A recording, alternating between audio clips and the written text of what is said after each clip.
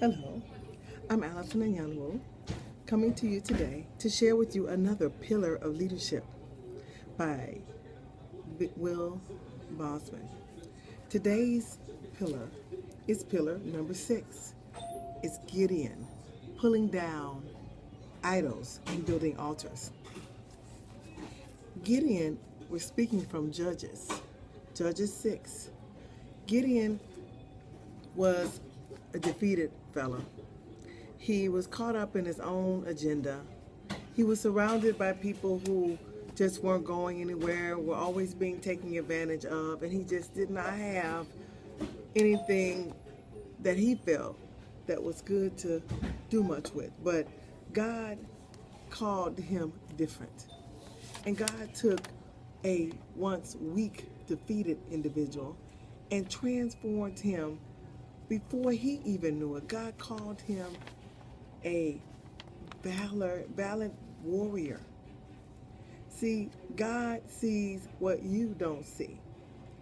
And God said, now that you have taken one step and you're starting to see that I'm calling you to be a leader. And he began to see and accept the calling of being a leader to the people, the sons and daughters whose parents did not really nurture them into the things of God. He began to accept that responsibility. And as he continued to yield to God, God began to take him to another level. And in that level, God wanted him to build an altar. And as he built that altar, God was pleased. And God said, okay, great. Now you've built an altar. Now I need you to take down the idols. So there was a idol figure that he had actually built the idol, the altar that was used to worship God, and he built it kind of near there. God said, no. Now I need you to tear down the altar of Baal, which is your father's idols, because they have a stronghold and a placement on you. And you need to tear those down. And not only when you tear those down, you're going to use those same things that will cripple you and bind you, and you're going to use those to my glory, and you're going to build my altar on those things. So what God is saying is that the things that are a stronghold and idols in your life, they may come from drives and purposes within you.